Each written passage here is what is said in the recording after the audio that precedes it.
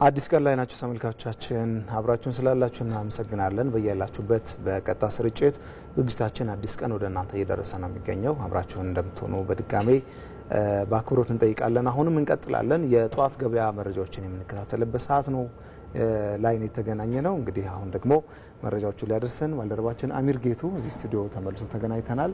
የጧት ገበያ ወደ ሀረር ወስደናልም እያልክ ነበረ። ስንጨምረህ መረጃዎችን ማድረስ ትችላለህ። እሺ አመሰግናለሁ። እንደምን አደራችሁ ክቡራን ተመልካቾቻችን። አሁን ከአዲስ ቀን የጧት ገበያ መረጃዎች ወደ እናንተ ይደርሳሉ። አሚር ጌቱ አብሬያችሁ ቆይታ አድርጋለሁ። በዚሁ ወደ ቀዳሚ ጉዳያችን እናልፋለን። በሀገራችን በማምረቻው ዘርፍ የሚሳተፉ ወጣቶች ቁጥር እየጨመረ ነው። ዘርፉ ከፍተኛ የፋይናንስ አቅም የሚጠይቅ በመሆኑ ለወጣቶች ፈተና ቢሆንም ከአነስተኛ ደረጃ በመነሳት ስራቸውን ያስፋፉት ጥቂት አይደሉም። ሪፖርተራችን አገርነሽ አየልኝ በአዲስ አበባ በማምረቻው ዘርፍ የተሰማሩ ወጣቶችን ተሞክሮ ታስቃኝናለች። እንከታተላት። የፋይበር ግላስ ስራን ገና ከልጅነቱ እንደሚያውቀው የሚገልጸው በረከት ገብረ ማርያም የልጅነት ልምምዱን በስደት ቆይታው በማዳበር አሁን ላይ በፋይበር ግላስ ስራ ተሰማርቷል። በስራው ምርቶቹን በሀገር ውስጥ ለመተካት ሲያልፍም ለውጭ ገበያ ለማቅረብ እየሰራ እንደሚገኝ ይገልጻል። የሆስፒታል አልጋዎችን፣ የመኪና ቦዲዎች፣ ፓራወልቶች፣ አጠቃላይ ፋይበርና ፋይበር ውጤቶች፣ የአበባ ባዞች ኢምፖርት የሚደረገውን አስቀርተን ኤክስፖርት ለማድረግ እስከ ደቡብ ሱዳን ይሄ ጅቡቲ ኤክስፖርት ለማድረግ ሁሉ ዝግጅት ላይ ጨርሰናል። በብረታ ብረት ስራ የተሰማራው ሌላኛው ወጣት መሐመድ ሙራድ በበኩሉ ተኪ ምርቶችን እያመረተ ለሀገር ውስጥ ገበያ እንደሚያቀርብ ይናገራል። ሚዛንና ወፍጮ ነው። በድጋሚ ደግሞ ሞዲፊክ ስራዎችንም የተለያዩ ስራዎችን እንሰራለን። ለምሳሌ አሁን ማበጠሪያ ማሽን፣ የገብስ መፈተጊያ፣ ቡና መቆያ እና መፍጫውን ጨምር ማለት ነው። ማንኛውንም የብረት ስራዎች በዚህ ድርጅት ላይ ይሰራሉ ማለት ነው። ከውጭ ሲመጡ በውጭ ምንዛሬ ነበረ የሚመጣው። አሁን ግን ይሄን ነገር አስቀርተን በሀገር ውስጥ ምርት ተከትናቸዋል ማለት ነው። ቀጣይ እቅዳችን ያው ከዚህ የበለጠ ወደ ኢንቨስትመንት የተለያዩ ስራዎች መስራት እንችላለን። እነዚህ አምራቾች ምርቶቹን በሀገር ውስጥ ከመተካት ባሻገር ሌሎች ወጣቶች ሙያውን እንዲያውቁት በማድረግ በኩል ሚናቸውን እየተወጡ ይገኛሉ። በተቋማቱ ተቀጥረው የሚሰሩ ወጣቶች በበኩላቸው በተፈጠረላቸው የስራ ዕድል ተጠቃሚ መሆናቸው ይናገራሉ። እነዚህ ወጣቶች ራሳቸው ከዚህ በላይ መስራት ይችላሉ።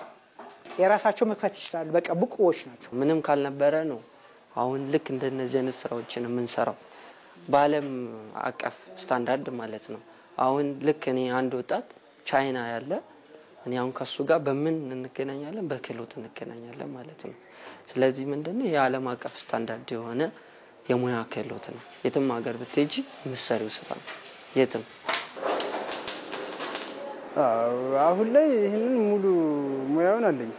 ሙሉ እውቀቶች ይሏል አሰራዋለሁ። አልችልም ከማለት ቀርቦ እንትን ማለት ይሻላል።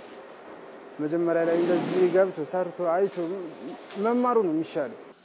ከውጭ የሚገቡ የፋይበር ግላስ ምርቶችን በሀገር ውስጥ ምርት ከመተካት ባሻገር ወጣቶች ሙያውን እንዲያውቁት የሚያሰለጥነው በረከት ገብረ መድን በምርቶቹ ለወጣቶች የስራ ዕድልም እየፈጠረ ይገኛል።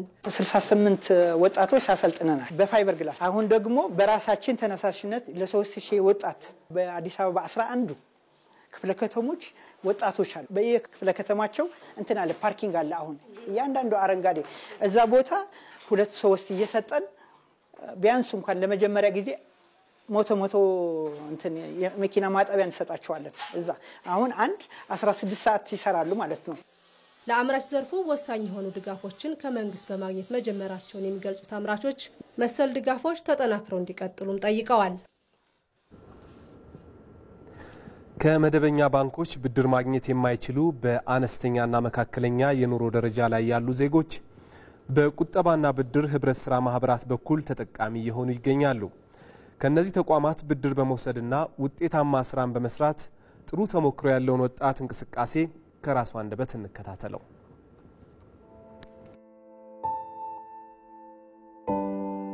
ሞላልኝ ደረጃ ይባላል። የዚህ አካባቢ ወጣት ነኝ። በፊት ስፖርት አሰለጠናለሁ። የተለያዩ ቦታዎች ቴኳንዶ፣ ኤሮቢክስ አሰለጠናለሁና በዛ ማግኛቸውን ሳንቲም ለአንድ አመት ቆጠብኩኝ። ብድር ጠየቅኩኝ። ብድር ተመቻቸልኝ። ቪትስ ገዝቼ ነበረ። ከዛ በኋላም እንደዚህ አሻሻልኩና ገልባጭ መኪና ገዛው። ከዛ በኋላ እሱንም በመሸጥ ወደ ሲኖ ገዝቼ ሲኖ ላይ እየሰራው ትንሽ ስራ ቀዝቀዝ ሲል እነዚህን የምታዩቸውን ከኋላ ሁለት ገልባጭ አለኝ። አሁን ሁለት ገልባጭ ገዝቻለሁ ማለት ነው። በመጀመሪያ 50 ሺህ ብር ተበድሬ 200 ሺህ ብር ተበደርኩኝ፣ በአግባቡ መለስኩኝ። ከዛ በኋላም ብድሩ አድጎ 200 ሺህ ብር አካባቢ ሆነ። 200 ሺህ ብርም እንደዚሁ 800 ሺህ ብር ተበደርኩኝ፣ 800 ሺህን በአግባቡ መለስኩኝ። ከዛም አደግ እያለ 300 400 እያለ 500 ሺህ ብር ላይ 2 ሚሊዮን ተበደርኩኝ። በ2 ሚሊዮን እጄ ላይም ካሽ ነበረ ጨምሬ ያልኳችሁ ሌላኛው አይነት ገልባጭ ገዛሁኝ ማለት ነው። እንደምታዩት መኪናውን ጫኝና አውራጅ ያስፈልገዋል። 5-6 ልጆች አሉ እኔ ጋር የሚሰሩ ያሉ ማለት ነው። እንደዚህ አይነት የጭነት ስራዎች ያው የተለያየ ቦታ አሸዋ፣ ጠጠር፣ ሲሚንቶ ግብአቶችን እናቀርባለን። እነሱን ሰራተኞችን ይዘን ነው የምንሰራው። ሹፌሩን ጨምሮ 6 ሰራተኛ አለኝ። ተመሳሳይ የዚህ አይነት መኪና ነው ያለኝ። እነሱም እንደዚሁ 6 ሹፌሩ አለ፣ 5 ደግሞ ጭነት የሚሰሩ ረዳት አለ። ሌሎቹ ጭነት የሚሰሩ ሰራተኞች የጉልበት ሰራተኞች አሉ። በድምሩ 12 ሰራተኛ አለኝ ማለት ነው። በጠቅላላ ለወጣቱ መምከር የምፈልገው ነገር ምንድነው? የተሻለ ደረጃ ላይ ለመድረስ ዋጋ መክፈል አለብን። እኔም አሁን ትላንት የከፈልኩት ዋጋ ነው ዛሬ እዚህ ደረጃ ላይ እንድደርስ ያደረገኝ። አላስፈላጊ ወጪ መቀነስ አለብን። ያ ማለት ቁርስ፣ ምሳ፣ ራት እንበላለን፣ ልብስና ጫማችንን በአግባቡ እናደርጋለን። ከዛች ላይ ግን ገንዘቦችን በደንብ ሴቭ በማድረግ የምንሰራውን ስራ ለምሳሌ በደንብ አንድ ስራ ከሆነ የምሰራው የተለያየ ስራዎችን እንደምንም በመስራት አንዱን ስራ ለወጪ ብናረጋው ሌላኛውን ደግሞ ለቁጠባ እናረጋለን ማለት ነው። ያንን ነው ብዬ የማስበው። ምክንያቱም ያው ሰው በልቶ ጠጥቶ የተረፈውን ስለሆነ የሚቀጥበው ሲበላም በአግባቡ ሲጠጣም በአግባቡ አድርጎ ሲለብስም ምንም ቢል በአግባቡ አድርጎ የተረፈውን ገንዘብ ቢቆጥብ ብዬ ይላል። ቆጥቡ የተሻለ ደረጃ ትደርሳላችሁ ብዬ ነው የምለው። ምክንያቱም እኔ በራሴ ቆጥቤ እንደምታዩት ውጤታማ ሆኛለሁ። ከአንድም 2 መኪና ከ5-6 ሚሊዮን ማያንስ ግምት ያለው ንብረት አለኝ ማለት ነው። ስለዚህ ሌሎቹም እንደኔ በደንብ ቆጥቡ፣ ትልቅ ደረጃ ላይ ትደርሳላችሁ ብዬ ነው የምለው። የኤሌክትሪክ መኪኖች በስፋት እየገቡ ነው ያሉት። ስለዚህ አሁን እንግዲህ እንደ እግዚአብሔር ፍቃድ አላማዬ ምንድነው የኤሌክትሪክ መኪኖችን በስፋት በማስገባት የከተማው ላይ በጣም ጥሩ የሆኑ የገበያ የመኪና መሸጫ መክፈት ነው ፕላኔ። ክቡራን ተመልካቾቻችን አሁን ደግሞ የጠዋት ገበያ እንቅስቃሴውን ቅኝት ወደምናደርግበት መረጃችን ነው የምናልፈው። ዛሬ እንግዲህ ወደ ሀረር እንሻገራለን። በሀረር የጠዋት ገበያው ምን ይመስላል የሚለውን እንቃኛለን። በአካባቢው ደግሞ ባልደረባችን ኤልሻዳይ ወንድማገኝ በቀጥታ መስመራችን ላይ ትገኛለች። እንደምናደርሽ ኤልሻዳይ፣ እንግዲህ በሀረር ጥሩ ቆይታ እያደረግሽ እንደሆነ እንገምታለን። እስኪ ያለሽበት ገበያ የት አካባቢ ነው? የጠዋት ገበያ ድባቡ ምን ይመስላል የሚለውን መረጃ አድርሽን። አመሰግናለሁ አሜር። እንግዲህ ከአዲስ አበባ በደቡብ ምስራቅ የምስራቋ ኢትዮጵያ ከተማ ወደ ሆነችው ሀረር ከተማ ላይ ነው የምንገኘው። ሀረርን ስናነሳ የጀጎል ግንብን አለማንሳት አንችልም። ከጀጎል 5ቱ ወይም ደግሞ ታሪካዊ ቅርሶች ውስጥ አንዱ የሸዋበር ነው።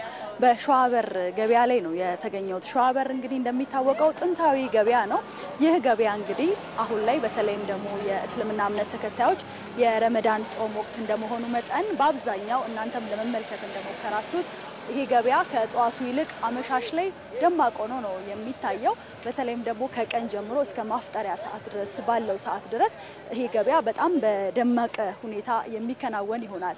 አሁን ደግሞ ያለንበት ከሸዋበር ትንሽ መለስ ብለን ደከር ገበያ ይባላል። ከሸዋበር አካባቢ ትንሽ ለየት የሚለው ምንድነው? እዚህ በጣም በስፋት የምንመለከተው አትክልት ወይም ደግሞ ለቤት ለፍጆታ የምንጠቀምባቸውን አይነት ግብአቶች ነው የምንመለከተው። በተመሳሳይም ደግሞ ይህ ገበያ አብዛኛው ሰው ጿሚ ስለሆነ አመሻሽ ላይ እዚህ ቆይቶ ስለሚሄድ ጧቱን ትንሽ አረፍ ብሎ ከ3 ሰዓት በኋላ ደማቅ እንደሚሆን ነው የተመለከተው። በተወሰነ ደረጃ ምሽቱንም ጨምሮ አሁንም ከማለዳው ጀምሮ በሀረር በደከርና በሸዋበር አካባቢ ገበያው ምን ይመስላል ስንል ማለዳንና አመሻሽን ስንመለከት ነበረ። ምሽት ላይ እኔ በጣም በሀረር ላይ የታዘብኩት አንድ ነገር ነው። አብዛኛው ሰው ቤቱ ነው አፍጠር ስነ ስርዓትን የሚያከናውነው። በሸዋበር ግን የሚገኙ ገበያና ገበያተኛው እዛው ምንም አይነት እንግልት ውስጥ ሳይገቡ ምንም አይነት ደግሞ የሥራ እንቅስቃሴ ሳይስተጓጎል እዛ ሆኖ ሲያፈጥሩ ተመልክቻለሁ። አመሻሽ ላይ በደመቀ ሁኔታ ነው የሚከናወነው።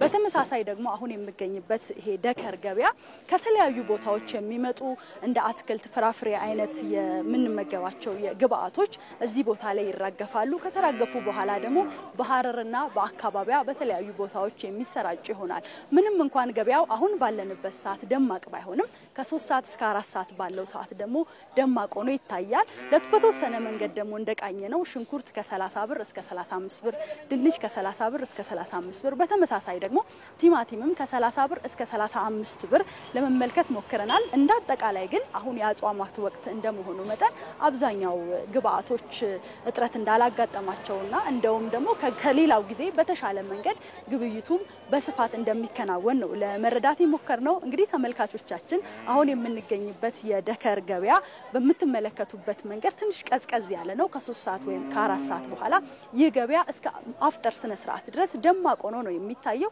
እኛም ደግሞ ያለውን ነገር በተወሰነ ደረጃ ለማስቃኘት ሞክረናል። በተመሳሳይ ገበያው ምን እንደሚመስል ደግሞ በሌሎች ዝግጅቶቻችን የምናስቃኛችሁ ይሆናል። አሚር ያለኝ መረጃ ይሄን ይመስላል።